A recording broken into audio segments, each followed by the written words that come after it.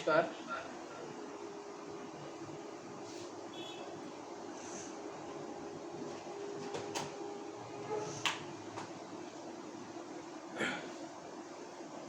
देखिए आज सैटरडे शनिवार है, लेकिन आज मैं हिंदी की क्लास ना लेकर जीएस ही कंटिन्यू कर रहा हूँ, है ना। हिंदी में थोड़ा सा मुझे ये समझना है कि मैं किस टॉपिक को और किस तरीके से पढ़ाऊँ, तो आज मैं उस पर समय दे नहीं पाया, तो आज मैं जीएस को ही कंटिन्यू कर रहा हूँ। तो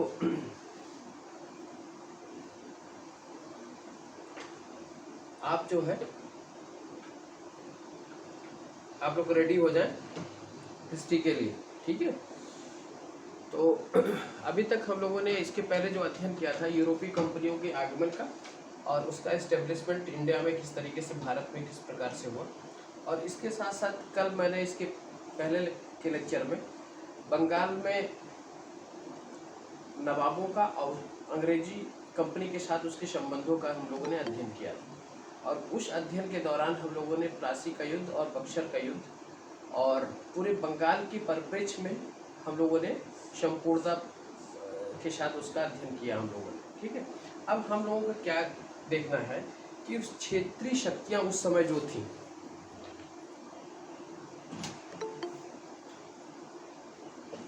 उस समय की जो क्षेत्रीय शक्तियां थी, जो अनेक स्टेट्स उभर कर सामने आए थे, उनका अंग्रेजों के साथ किस तरीके से संबंध थे और किस तरीके से अंग्रेजों ने उनको डिफीट कर अपनी सत्ता को यहाँ पर मजबूत बनाया।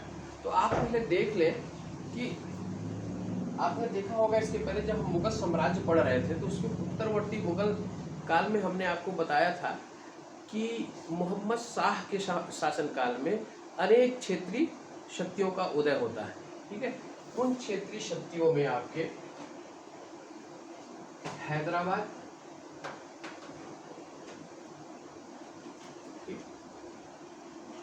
दूसरा बंगाल, तीसरा अवध, चौथा आपका फर्रुखाबाद के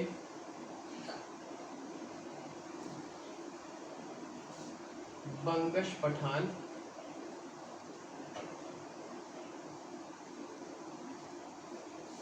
फिर आपके रुहेलखंड के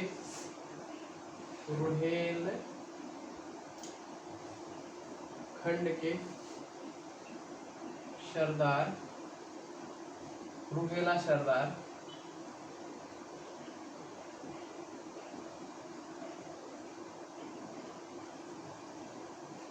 फिर आपका भरतपुर,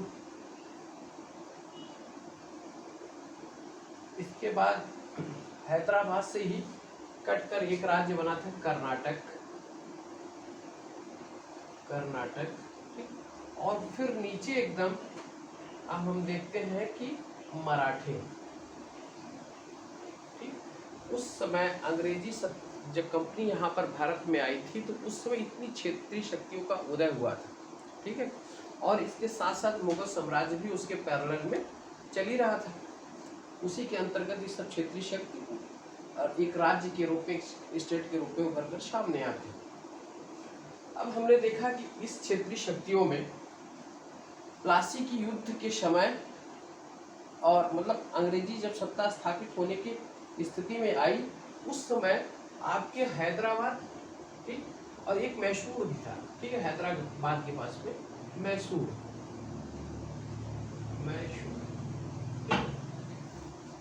बंगाल के साथ मैंने संबंध की चर्चा आपसे की थी, बंगाल के साथ कंपनी की किस तरीके से संबंध, ठीक है। इसमें जो क्षेत्रीय शक्ति के रूप में एक मैसूर उस समय, ठीक, और एक मराठा, ठीक, और एक पंजाब भी था, पंजाब भी उभर कर सामने आया था, पंजाब, एक मराठा, एक मैसूर, ठीक है, और एक हैदराबाद के निज़ाम, ये हमारे प्रमुखता के साथ एक शक्ति के रूप में उभर रहे थे। शेष तो मान लीजिए थे ही। बंगाल में कंपनी ने किस तरीके से बंगाली नवाबों के ऊपर अपना अधिकार स्थापित किया था, इसकी चर्चा हमने आपसे किया था।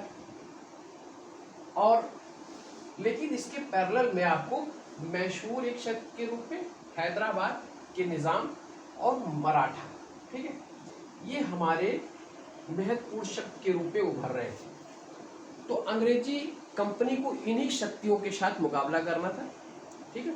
इन्हीं शक्तियों से या तो डिफीट, इनको पराजित करते या तो पराजित होते। भाई पराजित होते तो सत्ता से बाहर चले जाते, और इनको पराजित करने के बाद ये जो है अपनी सत्ता यहाँ पर स्थापित करते।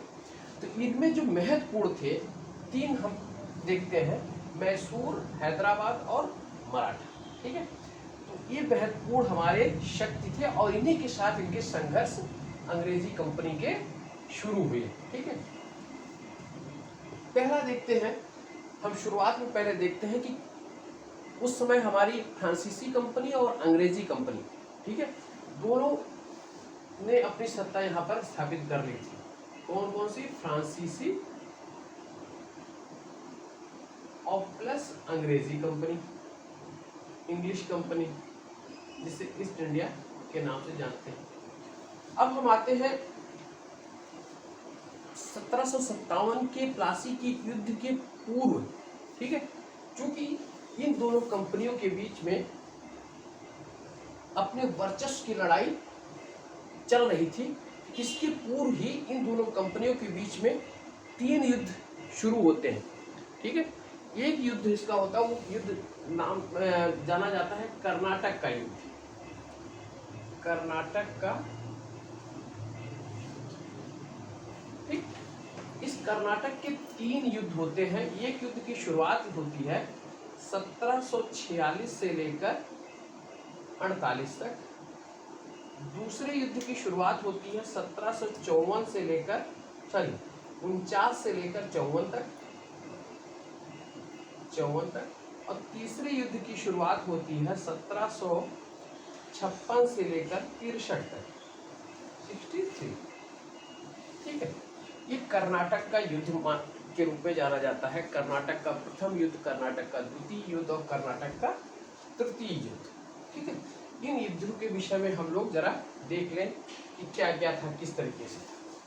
और यह युद्ध किसके बीच हुए? नाम तो कर्नाटक का था, लेकिन यह युद्ध किसके बीच हुए? फ्रांसीसी और अंग्रेजी कंपनियों के बीच, ठीक। पहला युद्ध आप देखिएगा 1746 से लेकर 1748 के बीच।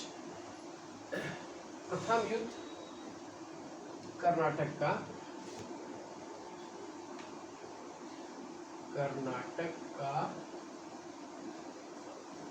प्रथम युद्ध,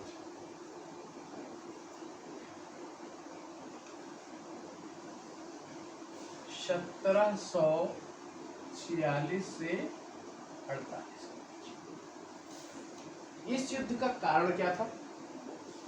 आप जरा देखिए कि यूरोपीय कंपनियां भारत में, ठीक, और यूरोप में भी इंग्लैंड और फ्रांस के बीच में ऑस्ट्रिया के उत्तराधिकार के लिए संघर्ष चल रहा था। कौन सा था? ऑस्ट्रिया का उत्तराधिकार युद्ध। ऑस्ट्रिया का उत्तराधिकार युद्ध, ठीक। कहाँ पे? यूरोप में। किसके बीच? आपके वहां पे भी इंग्लैंड और फ्रांस आमने सामने थे, और यहाँ पे दोनों कंपनियां थी भारत में। मूल प्रश्न यही था, ऑस्ट्रिया का उत्तराधिकार का युद्ध, और इसी बात को लेकर यहाँ कंपनी, अंग्रेजी कंपनी और फ्रांसीसी कंपनी आपस में भिड़ जाती है, ठीक है। प्रश्न कौन सा था? ऑस्ट्रिया का उत्तराधिकार का युद्ध। कभी अगर पूछ ले कि, पूछा गया भी है प्रश्न ये कि कर्नाटक के युद्ध की शुरुआत का कारण क्या था, ठीक है, तो आप उसका उत्तर क्या लगाएंगे कि ऑस्ट्रिया का उत्तराधिकार का युद्ध, जो कि इंग्लैंड और फ्रांस के बीच यूरोप में चल रहा था, और उसी प्रश्न को लेकर यहाँ दोनों कंपनियां आमने सामने आ गई, ठीक है। अंग्रेजों ने फ्रांसीसी कंपनी के एक जहाज को तात्कालिक कारण था उस पर अधिकार कर लेते हैं, और उसी कारण से यह युद्ध प्रारंभ हो जाता है, ठीक है। इस युद्ध में एक महत्वपूर्ण महत्वपूर्ण और युद्ध होता है सेंट थोमे का युद्ध।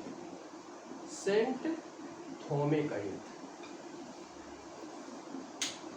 आप मद्रास के पास में, आपको मैंने बताया था कि 1772 में सेंट थोमे में फ्रांसीसी ने अपनी कंपनी की स्थापना की थी, फैक्ट्री की स्थापना की। उसे सेंट थोमे का युद्ध यहाँ भी हुआ था। ठीक है, आप केवल इतना ही जानते रहिए। प्रथम युद्ध 1746 से 48 तक। कारण क्या था? ऑस्ट्रिया के उत्तराधिकार का प्रश्न था और उसके दौरान इस सेंट थोमे का युद्ध भी हुआ।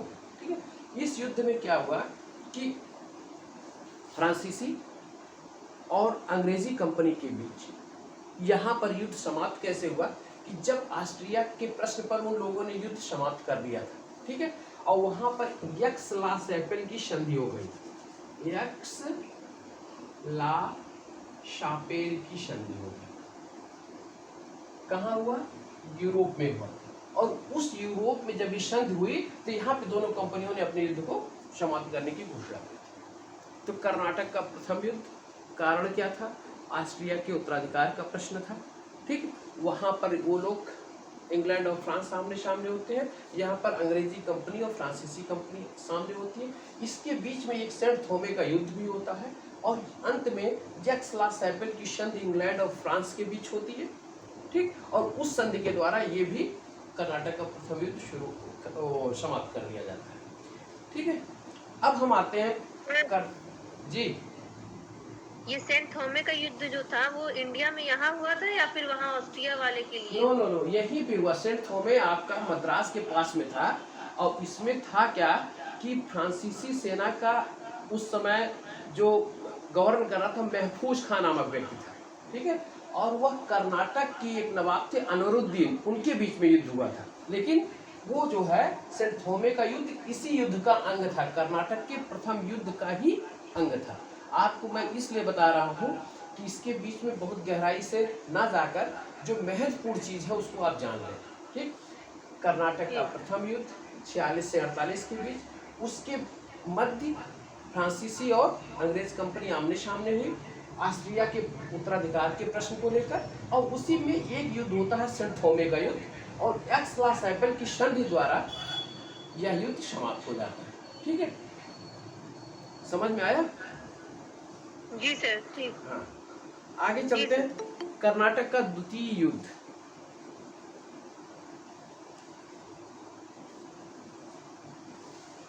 कर्नाटक का द्वितीय युद्ध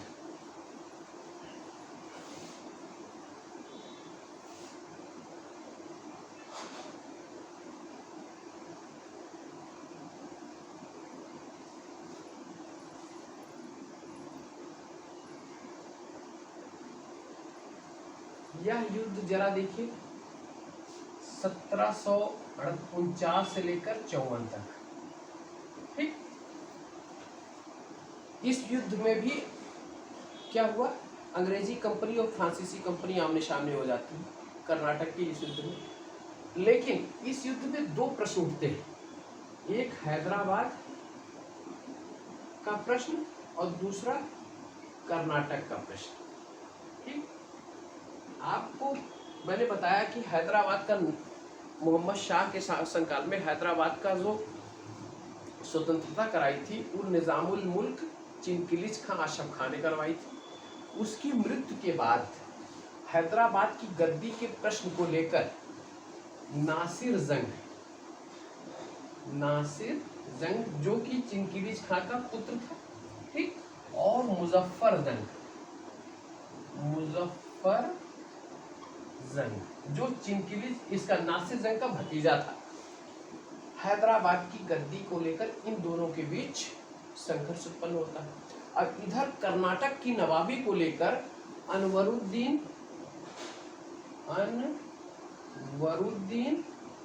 और प्लस चंदा शाही, इनके बीच कर्नाटक की गद्दी को लेकर, नवाबी को लेकर संघर्ष प्रारंभ होता है। ठीक है, नासिर जंग का भतीजा मुजफ्फर जंग, अनवरुद्दीन का बहनोई चंदा शाह। ठीक, अब जरा देखिए अंग्रेज क्या करते हैं। अंग्रेज यहाँ पर इन दोनों का साथ देते हैं। ठीक, और इधर फ्रांसीसी साथ देते हैं, फ्रांसीसी इन दोनों का साथ देते हैं। अब एक बना लीजिएगा इस तरीके से, नासिर हैदराबाद में नासिर जंग का समर्थन कौन करता है? अंग्रेज करते हैं। कर्नाटक में अनवरुद्दीन का समर्थन कौन करता है? अंग्रेज करते हैं। हैदराबाद में मुजफ्फर जंग का समर्थन कौन करता है? फ्रांसीसी करते हैं। कर्नाटक में चंदा साहिब का समर्थन कौन करता है? फ्रांसीसी करते हैं। अब देखिए ये दो गुटों में बढ़ गई, ठीक, एक के साथ फ्रांसीसी लगे हैं और एक के साथ अंग्रेज लगे हैं, ठीक। इनके बीच अब जरा देखिए कि पहली लड़ाई जब होती है वो चंदा साहब के बीच और अनवरुद्दीन के बीच होती है, ठीक। इस युद्ध को जान लीजिएगा 1749, कौन सा? अंबुर का युद्ध, अंबुर का, ठीक। किसके किसके बीच में? अनवरुद्दीन और चंदा साहब के बीच, ठीक। कौन सा युद्ध है? अंबुर का युद्ध। इस युद्ध में अनवरुद्दीन परास्त होता है, मार डाला जाता है और चंदा साहब कर्नाटक के नवाब बन जाते हैं, ठीक। अब देखिए दूसरी हैदराबाद के प्रश्न को लेकर नासिर जंग और मुजफ्फर जंग के बीच संघर्ष होता है। इसमें मुजफ्फर जंग परास्त होता है, ठीक। लेकिन संयोग देखिए कि नासिर जंग की मृत्यु 1750 में हो जाती है, 1750। इसमें देखिए अनवरुद्दीन मारा जाता है, अनवरुद्दीन मारा गया, ठीक। और यहाँ जो है 1750 में यद्यप नासिर जंग विजित होता है लेकिन नासिर जंग की मृत्यु हो जाती है, नासिर जंग की मृत्यु हो जाती है, ठीक है। अब जब नासिर जंग की मृत्यु होगी, आप यहाँ देखिए चंदा साहब भी कर्नाटक के नवाब बन गए और हैदराबाद का मुजफ्फर जंग भी बन गया, यानी कि फ्रांसीसी विजय प्राप्त कर ली, ठीक है। लेकिन आगे चलकर अनवरुद्दीन का पुत्र था मोहम्मद अली, क्या नाम है? मोहम्मद अली, ठीक। यह चंदा साहब को परास्त करता हो, कर्नाटक की नवाबी प्राप्त कर लेता है। इसकी कहानी देखिए, अनवरुद्दीन का पुत्र मोहम्मद अली चंदा साहब को परास्त किया और कर्नाटक की नवाबी प्राप्त कर ली। और इधर मुजफ्फर जंग था ही वहां पर हैदराबाद का। अब देखते हैं कि इनके बीच में यह युद्ध चल ही रहा था कि इनके बीच में 1754 में अस्थायी संधि होती है और उसको ये लगता है, फ्रांसीसी सरकार को लगता है कि यहाँ डुप्ले ने बड़ा गलत किया था, जिसकी वजह से जो है ये कर्नाटक इनके हाथ से निकल गया, ठीक है। तो 1754 में 54 में एक अस्थायी संधि होती है, अस्थायी संधि होती है और इस संधि के द्वारा युद्ध को रोक दिया जाता है। लेकिन फ्रांसीसी सरकार डुप्ले को बुला लेती है, अपने यहाँ फ्रांस से बुला लेती है और उसके स्थान पर गोडेहू को फ्रांसीसी गवर्नर नियुक्त करती है, फ्रांसीसी गवर्नर, जो कि एक बहुत बड़ी भूल साबित होती है फ्रांसीसी कंपनी के लिए भारत में, ठीक है। अब इसको मैं पूरा एक बार रिपीट करके समझा दे रहा हूँ कि द्वितीय युद्ध का कारण क्या था। हैदराबाद और कर्नाटक, हैदराबाद में नासिर जंग और मुजफ्फर जंग संघर्ष कर रहे थे, कर्नाटक में चंदा साहब और अनवरुद्दीन और उसके बहनोई चंदा साहब गद्दी के लिए संघर्ष कर रहे थे। अनवरुद्दीन का और नासिर जंग का साथ किसने दिया? अंग्रेजों ने दिया। मुजफ्फर जंग और चंदा साहब का साथ दिया फ्रांसीसियों ने। 1749 में युद्ध की शुरुआत होती है, अंबुर का युद्ध होता है जिसमें आपके चंदा साहब ने अनवरुद्दीन को परास्त कर मार डाला, ठीक है। लेकिन हैदराबाद के लिए जो संघर्ष होता है उसमें नासिर जंग विजयी होता है, लेकिन स्वाभाविक मृत्यु उसकी 1750 में हो जाती है। इसलिए हैदराबाद में मुजफ्फर जंग और कर्नाटक में चंदा साहब गद्दी पर बैठता है। लेकिन अनवरुद्दीन का पुत्र मोहम्मद अली बाद में चंदा साहब को परास्त करता है और कर्नाटक की गद्दी हथियार लेता है। उसके बाद इन लोगों के बीच एक अस्थायी संधि होती है और संधि होने के बाद जो है, जो फ्रांस का यहाँ पे गवर्नर रहता है डुप्ले, उसको फ्रांसीसी सरकार वापस बुला लेती है और उसके बाद बोडेहू को फ्रांसीसी गवर्नर नियुक्त कर देती है और यह युद्ध यही समाप्त होता है। अब हम आते हैं तृतीय कर्नाटक युद्ध। ठीक है, क्या नाम है? तृतीय कर्नाटक। यह युद्ध शुरू होता है 1756 से लेकर 63। इसको सप्तवर्षीय युद्ध कहा जाता है। सप्तवर्षीय,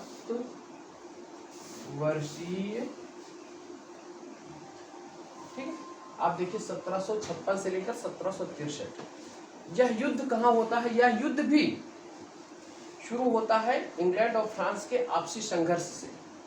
ठीक है, और यह इस युद्ध का परिणाम फिर क्या होता है? फिर अंग्रेजी कंपनी और फ्रांसीसी कंपनी भारत में आमने सामने आ जाती है। ठीक है, और आमने सामने आ जाती है तो इस युद्ध के द्वारा अंग्रेजों ने फ्रांसीसियों को वांडीवास नामक स्थान पर कब परास्त किया? 1760 में। 1760, ठीक है। और परास्त करने के बाद यहाँ से फ्रांसीसी उसी समय समाप्त हो जाते हैं और फ्रांसीसी की सत्ता भारत में मिट जाती है। इसके पहले मैं आपको बताया था डचों को 1759 में, 1759 कौन सा युद्ध था? बेदर्रा का युद्ध। यहाँ से डच बाहर चले गए और 1760 में वांडीवास के युद्ध से क्या हुआ? फ्रांसीसी परास्त हुए और फ्रांसीसी बाहर चले गए, फ्रांसीसी समाप्त हो गए। ठीक है, अब दो कंपनी आपके डच और फ्रांसीसी 1759 और 1760 में समाप्त। ठीक है, तो आप इन तीन कर्नाटक युद्धों को जानते रहिए, इसके टाइम पीरियड को जान लीजिए और टाइम पीरियड के बाद जो है इसके परिणाम को देख लीजिए। ठीक, अब कर्नाटक के बाद हम आते हैं मैसूर के साथ संबंध, क्योंकि कुछ शक्तियां ऐसी हैं जिसको आपको देखना बहुत आवश्यक है। उसको मतलब उसको पढ़ के ही हम आगे बढ़ेंगे तब हमको समझ में आएगा इसकी हिस्ट्री कैसी चलती है मॉडर्न में। अब देखिए मैसूर के साथ, मैसूर, ठीक, प्लस इसको कहते हैं आंग्ल मैसूर। आंग्ल मीन्स क्या होता है? अंग्रेज, और मैसूर, ठीक। मैसूर कर्नाटक का आपने सुना होगा, कर्नाटक में मैसूर नामक एक स्थान, ठीक। यह मैसूर स्थान विजयनगर जब था, विजयनगर साम्राज्य पे ही यह मैसूर एक राज्य का निर्माण हुआ था जब विजयनगर का पतन हुआ था तालीकोटा की युद्ध के बाद। ठीक है, इस मैसूर राज्य पे वहां पर कृष्णराज चिक्का नामक वाडियार वंश का एक शासक शासन कर रहा था। नाम क्या था? कृष्णराज चिक्का। ठीक, इसके दो प्रमुख थे, एक नंदराज और देवराज। ठीक, ये दो प्रमुख मंत्री थे। कृष्णराज चिक्का वंश कौन सा था? वाडियार वंश, वाडियार वंश। ठीक, तालीकोटा की युद्ध के बाद ये शासक बना। ठीक, उसके बाद क्या हुआ कि यहाँ पर 1751 में एंट्री होती है किसकी? हैदर अली की, हैदर मैसूर में। ठीक है, वहां की परिस्थिति को देखते हुए हैदर अली नंदराज और देवराज को ये सबको संन्यास लेने के लिए बाध्य कर देता है और पूरी सत्ता मैसूर की संभाल लेता है हैदर अली। कौन संभालता है? हैदर अली। ठीक, 1751 में। 1755 में हैदर अली ने क्या किया? 1755 में डिंडीगुल नामक स्थान पर इसने एक शस्त्रागार की स्थापना की, शस्त्रागार की स्थापना की 1755 में डिंडी हुई। ठीक है, बस इतनी कहानी जान लीजिएगा कि हैदर अली की एंट्री होती है। हैदर अली की एंट्री से देवराज और नंदराज को संन्यास लेने के लिए विवश कर दिया जाता है और हैदर अली मैसूर की सत्ता संभालता है। इसने 1755 में डिंडीगुल नामक स्थान पर एक शस्त्रागार की स्थापना की। ये हो गया। इसके बाद हम आते हैं अंग्रेजों के साथ संबंध में। आप देखते हैं कि 1761 में पानीपत का तृतीय युद्ध होता है। ठीक है, इसके पहले मराठा जो है, मराठा भी नीचे दक्षिण की तरफ, मैसूर भी, मराठा और मैसूर के बीच में संघर्ष चलता रहता था और इसमें मराठा हमेशा विजयी होते थे। लेकिन 1761 में जब पानीपत के युद्ध में मराठा की पराजय हुई, ठीक है, तो मैसूर को उभरने का मौका मिल गया। ठीक है, तो मैसूर हैदर अली ने अपनी शक्ति को बढ़ाया। ठीक, अब क्या हुआ कि अंग्रेजों के बीच और हैदर अली के बीच, क्योंकि अंग्रेज भी अपनी सत्ता की को प्रसारित करना चाह रहे थे, फैलाना चाह रहे थे, तो इन्होंने क्या किया कि अंग्रेज और हैदर अली के बीच में, मैसूर के बीच में 4 युद्ध होते हैं। प्रथम युद्ध क्या होता है, इसको कहते हैं प्रथम आंग्ल मैसूर युद्ध। आंग्ल मीन्स अंग्रेज, मैसूर युद्ध। ठीक, यह युद्ध होता है 1767 से लेकर 1769। ठीक, उस समय 3 शक्तियां कौन रहती है? एक नीचे मराठा रहते हैं, दूसरे हैदराबाद के निजाम रहते हैं और तीसरे मैसूर। 3 शक्ति रहती है और एक अंग्रेज भी रहते हैं। फ्रांसीसी तो चले गए, डच भी चले गए। यहाँ 3 शक्ति कौन कौन सी रहती है? एक निजाम, इसको आप समझिएगा हैदराबाद के निजाम, दूसरा मराठा, ठीक, तीसरा मान लीजिए मैसूर थे ये, और एक शक्ति कौन सी थी? अंग्रेज। इन्हीं के बीच वर्चस्व की लड़ाई होती है।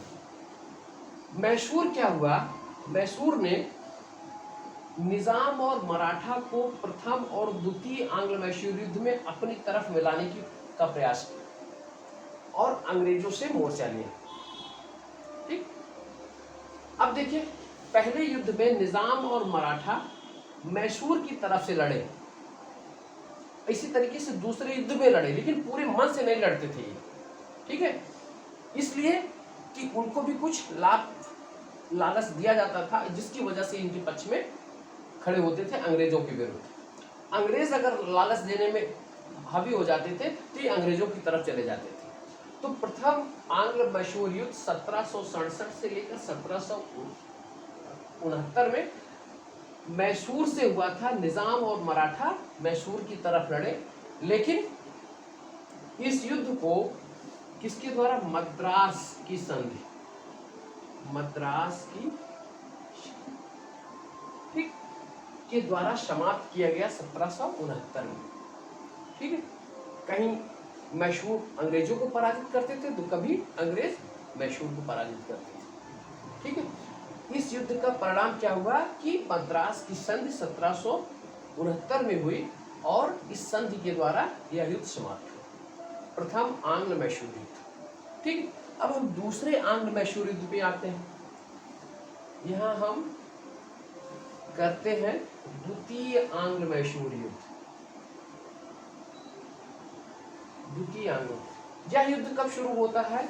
यह युद्ध शुरू होता है 1780 से लेकर 84 के बीच, 84 के बीच। शक्तियां वही रहती हैं, निजाम रहते हैं, मराठा रहते हैं, मैसूर रहते हैं, अंग्रेज रहते हैं। इस युद्ध में भी मैसूर ने निजाम और मराठा को अपने पक्ष में खड़ा किया है।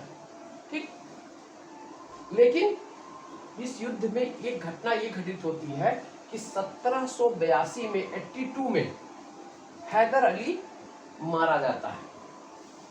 मार्च 1782 हैदर अली घायल होता है और उसकी मृत्यु हो जाती है।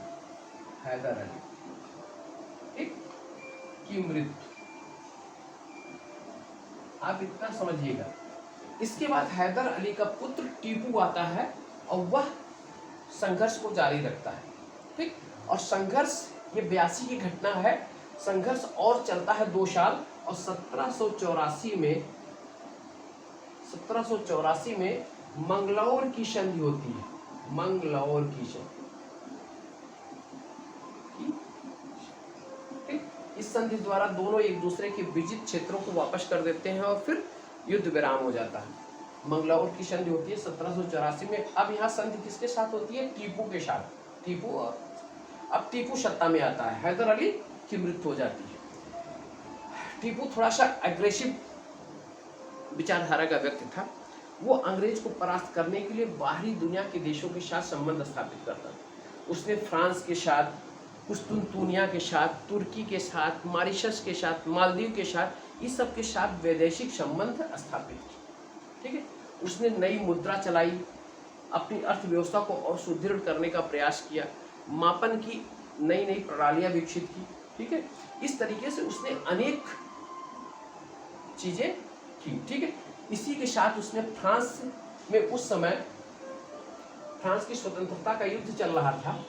ठीक है, तो उसमें जैकोबिन दल बना था वहां पर फ्रांस में। तो यहाँ पे उसने अपनी राजधानी में, श्रीरंगपट्टनम उसकी राजधानी थी, रंगपट्टम राजधानी थी, वहां पर भी जैकोबिन दल का गठन किया। जैकोबिन दल, ठीक, का गठन किया और उसका सदस्य बना। इसके साथ साथ उसने क्या किया, श्रीरंगपट्टम में ही फ्रांस और अपनी मित्रता का एक स्वतंत्रता का वृक्ष लगाया। ठीक है, प्रतीक के रूप में। ठीक, इसको कहा जाता है स्वतंत्रता का वृक्ष। स्वतंत्रता का वृक्ष किसकी मित्रता में? फ्रांस और मैसूर की मित्रता है। ठीक, इसके उपलक्ष्य में कहां पर? श्रीरंगपट्टनम में। क्योंकि पूछा जाता है कि टीपू ने किस जगह पर मित्रता का वृक्ष लगाया था, तो वह श्रीरंगपट्टनम नामक स्थान पर लगाया। किसके उपलक्ष्य में? फ्रांस और मैसूर की मित्रता की। इसने क्या किया, फ्रांस के साथ साथ फ्रांस, ठीक है, तुर्की, कुस्तुनतुनिया कहा जाता है, ठीक है, उसके साथ मॉरिशस, ठीक है, मॉरिशस, इसके साथ साथ इसने जो है वैदेशिक संबंध स्थापित किए। ठीक है, अब इसकी शक्ति को बढ़ता हुआ देखकर अंग्रेज फिर किसी न किसी बहाने से मैसूर को आक्रमण कर अपने पक्ष में, मतलब उस पर अधिकार करना चाहते थे। तो 1792 में तृतीय आंग्ल मैसूर युद्ध शुरू हुआ। तृतीय आंग्ल मैसूर युद्ध,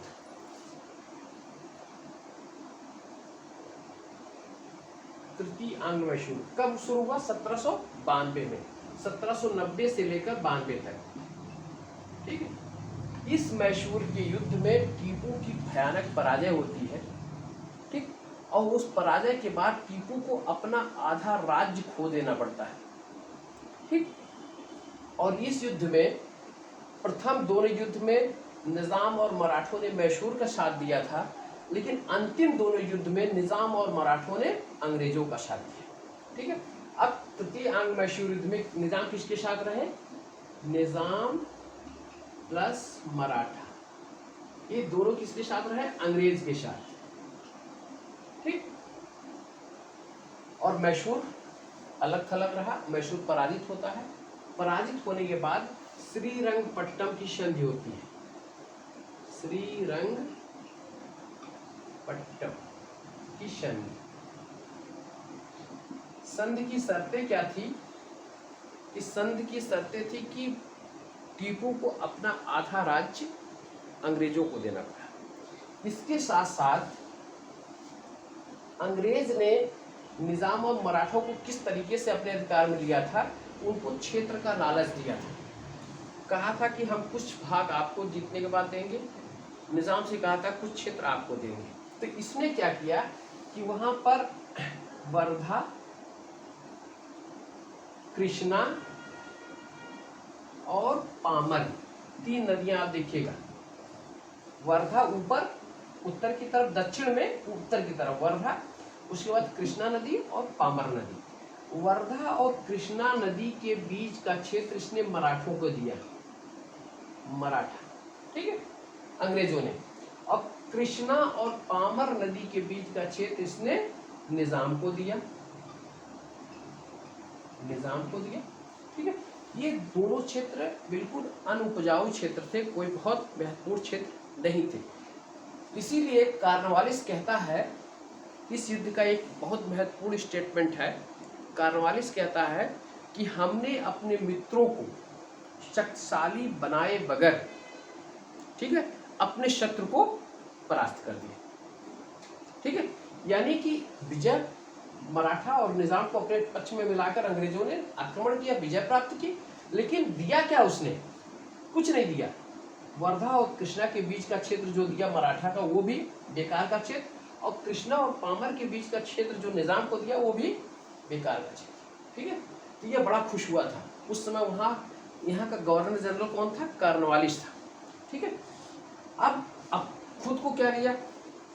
डिंडीगुल, कुर्ग, मालाबार, ये सब क्षेत्र को इसने अपने पास में रखा। 3 करोड़ रुपए युद्ध की क्षतिपूर्ति के लिए मैसूर देने को राजी हुआ था कि हम आपको देंगे। अंग्रेजों ने माना था। कितना?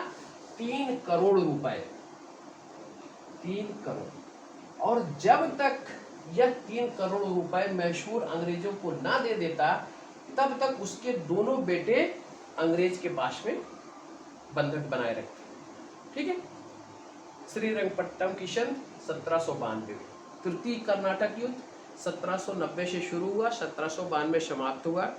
इस युद्ध में निजाम मराठों ने अंग्रेजों का साथ दिया, मैसूर अलग थलग पड़ा था, टीपू पराजित होता है, श्रीरंगपट्टम की संधि होती है। इस संधि के शर्तों के अनुसार अपना आधा भाग राज्य का टीपू को अंग्रेजों को देना पड़ता है, ठीक है। और अपने 3 करोड़ रुपए युद्ध की क्षतिपूर्ति के लिए देना था।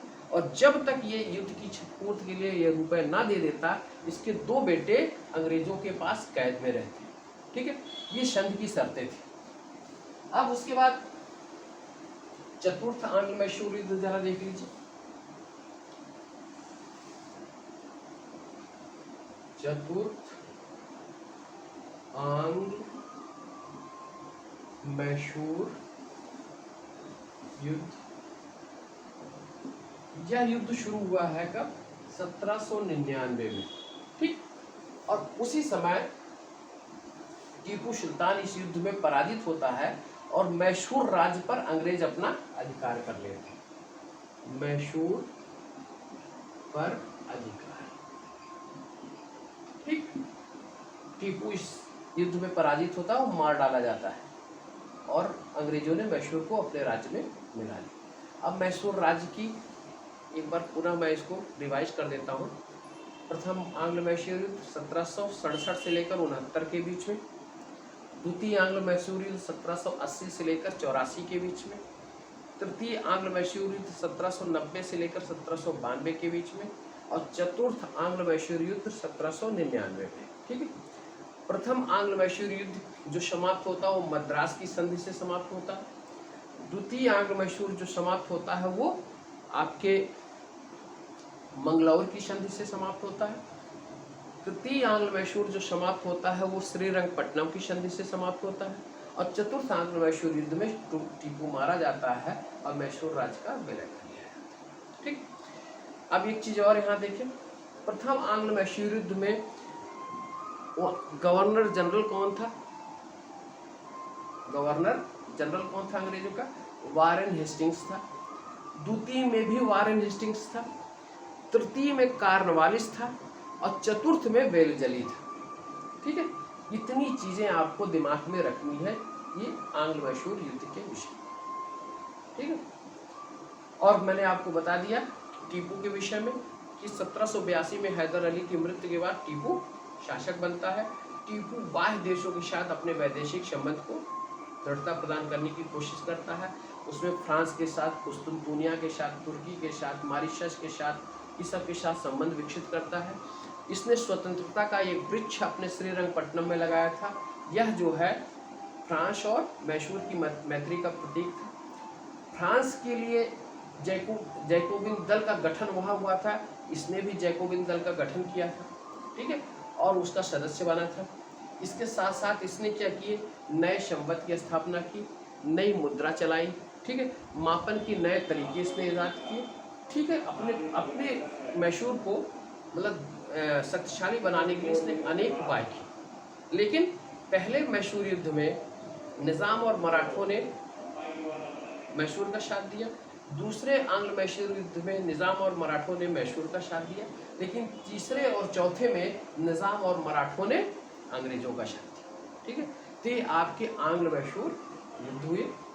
अब देखिए जो शक्तियां और आती हैं, आपको जो पढ़ना है, एक अंग्रेजों का मराठों के साथ संघर्ष, दूसरा अंग्रेजों का पंजाब के साथ संघर्ष, ठीक है। ये दो महत्वपूर्ण संघर्ष और आपको पढ़ने हैं। इसके बाद हम इसका अंग्रेजों की राजनीतिक और आर्थिक और सामाजिक इम्पैक्ट के विषय में हम लोग चर्चा करेंगे कि कैसे उन्होंने अपने को भारत पर क्या प्रभाव पड़ा, ठीक है। तब ये मेन स्ट्रीम में हम लोग आते हैं। अभी तो क्षेत्रीय शक्तियों से हम उलझे हैं। फिर वो क्या करते हैं, किस तरीके से अपने को क्षेत्रीय शक्तियों में कौन कौन सी नीति लागू करें, अपने को आगे बढ़ाते हैं, इसकी चर्चा हम करेंगे, ठीक है। तो आज की क्लास मैं इसी जगह समाप्त करूंगा, क्योंकि आगामी जो आंग्ल मैसूर युद्ध, आंग्ल मराठा युद्ध है, आंग्ल पंजाब युद्ध है, वो भी काफ़ी लंबी है, ठीक है। तो आगामी फिर उसको मैं नेक्स्ट जो लेक्चर रहेगा उसमें समाप्त करने की कोशिश करूँगा, और फिर उसके बाद हम अंग्रेज़ों की राजनीतिक इस्टेब्लिशमेंट के विषय, पॉलिटिकल इस्टेब्लिशमेंट के विषय में हम लोग चर्चा करेंगे, ठीक है। तो ठीक है, आज हम इसी जगह लेक्चर को समाप्त करते हैं। जो चीज़ समझ में ना आई हो आप लोग कॉल कर लीजिएगा, क्योंकि अब कल तो संडे है, कल ऑफ ही रहेगा, है ना। कोशिश रहेगी अगर मैं अवेलेबल रहा यहाँ पर, कहीं जाना नहीं हुआ, तो मैं क्लास के लिए आपको इंटीमेट करूँगा, ठीक है। लेकिन अगर स्थिति नहीं बनेगी तो कल आप मानिएगा, परसों से फिर अनवरत क्लास चलेगी, ठीक है। ठीक है, फिर ओके, आपको धन्यवाद और बहुत बहुत शुभकामनाओं के साथ शुभ रात्रि और शुभ